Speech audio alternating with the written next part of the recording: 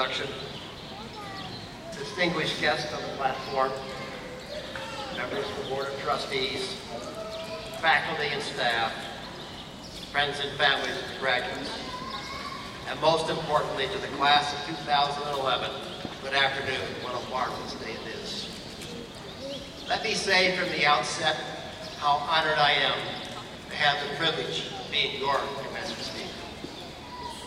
As I undertook to put my thoughts together for today's address, it struck me that 50 years ago, this very same month, I also was graduating from a unit of the SUNY system. How fast those 5 decades have passed. So much has happened during that half a century. First and foremost, in 1965, this very institution, Finger Lakes Community College, was formed to meet the educational needs of the bountiful Finger Lakes region. FLCC is an integral part of the SUNY system, which is the largest public university in the nation, with 64 venues statewide, educating 465,000 students and employing 88,000 faculty members. Now don't be alarmed. I don't plan on spending the rest of the afternoon regaling you with all the changes that I have experienced during the past half century. But just as a teaser, I would like to remind you of the time of my commencement ceremony. There were no cell phones, no internet, therefore no laptops, iPads, or texting. There was no space station or shuttles, and certainly no 24/7 cable news or satellite TV. And the Concorde, representing supersonic aviation from a commercial perspective, has come and gone during my adult life. And for the sports fans, well, there was no Super Bowl either. And March Madness, well, to us, that simply meant struggling with a late winter snowstorm upstate. But on a serious note for today, I would briefly like to outline the challenge that this graduating class will encounter that was not present on my graduation day. And that is the turbulent economic and political environment that this great nation now finds itself embroiled in. With unemployment rates near 9% and the national debt at a staggering $14.3 trillion, equates to a bill of over $46,000 due from each American citizen. That dwarfs the $1,600 debt per capita my generation faced. Without question, the enormity of this debt will put a severe strain on the nation's future prosperity and the workplace that you will be entering. While this is a daunting challenge, I'm confident this graduating class in your generation will not only engage in the public debate, but will forge a resolution for the benefit of America's future. Now to today's celebration.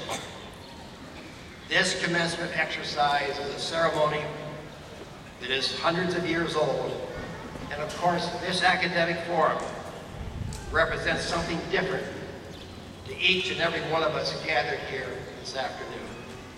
To the families, this afternoon is one of those cherished occasions to not only share in your loved ones' achievements, but it is also a time to reflect on their development.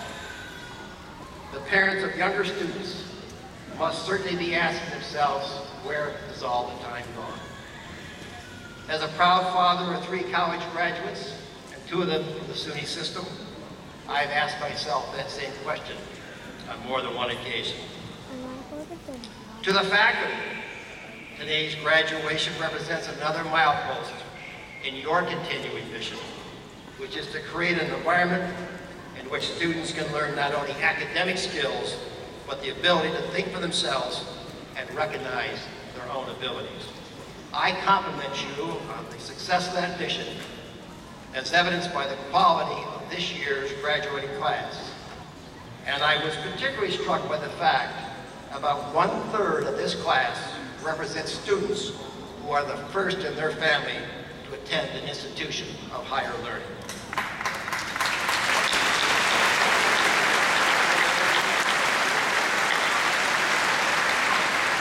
As your president shared with you, I had the privilege of serving as vice chairman of the State University for some 5 years, so I can attest firsthand to the outstanding commitment the administration and faculty of Finger Lakes Community College has to providing the highest level of education to their student body.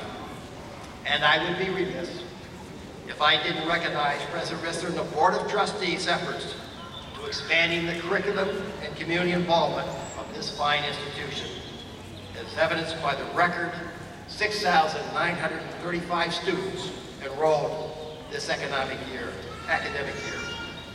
and also the pending excitement of opening an expanded, enhanced main campus later this year. Your President's leadership and the strong support from Constellation Brands, the Sands family, George Fraley, and many other generous donors will continue to sustain this institution's prominence within both the SUNY system and the community at large. And now let me turn to the graduates, more than 900 strong, for it is to you that I want to direct my thoughts, and it is to you that this afternoon truly belongs. I'm sure you are all collectively breathing a sigh of relief today. For one thing, your commencement meetings, you've endured all those long lectures, have successfully completed all those term papers and final exams.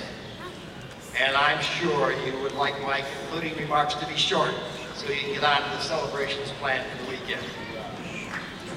But I would like to pause for just a moment and reflect on the fact that graduation is the opening of a new and exciting chapter in your lives. Commencement is also a joyful sharing of friendships that were formed with your fellow students.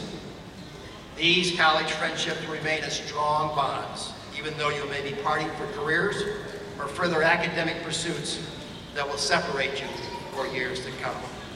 But believe me, you will remember the good times at Finger Lakes Community College, and particularly when you return for alumni events. In asking President Risser what she thought might be an appropriate theme for today, she suggested I talk about how one achieves success. At first, I must admit, I was only lukewarm about that topic because there always seems to be a high price associated with success.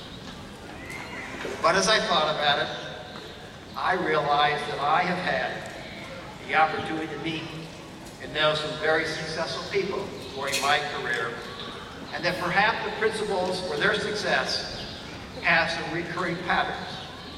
Thus, my concluding comments this afternoon might well be entitled, A Recipe for Success. From my perspective, the most essential ingredient for success in this world today is a sound educational foundation. With that in mind, I will reinforce to you that education and the learning process doesn't cease this commencement exercise. If you wish to succeed, you will soon learn that life is a continuing learning experience. Today's top executives are not just executives in their chosen field. They must understand political science, history, economics, art, and culture to be totally successful. And almost without exception, they are deeply involved in community and civic activities. My next ingredient suggests you should develop an inquiring mind. It is important to have the kind of inquisitive mind that keeps you from getting stuck in the status quo. There's another part of the recipe that's absolutely essential for success in any field, and it is not taught in any classroom. That is people sense, or perhaps better phrased, as street smarts, or just plain being savvy. Yet another component in the recipe is motivation. How can you get to the top? The answer is very clear. Want to. This advice may sound overly simple, perhaps even a bit trite, but you will be surprised at how many of your future fellow employees will be perfectly content to put in their 8 hours and go home. When you start a job, be enthusiastic. Treat each task as one more in a series of challenges. Look around and find ways of being useful beyond just the job assigned. You will move up. You may miss a dinner or two, but you will move up. There you have it, a recipe for success. Take a sound educational foundation, add a touch of discipline, mix in broad knowledge and an inquiring mind, sprinkle on some people sense, add a pinch of motivation, stir well, then top off with one final ingredient, flexibility. You will quickly recognize that it is a changing, volatile, and dynamic world you are entering. But your values and integrity must remain constant. And as you grow older, you will soon discover how wise parental and family advice has been, and that no one truly can do everything by themselves. Expect to need help and to help others, and particularly remember the people who helped you achieve your success. Good luck, good health, good fortune, and may God bless you.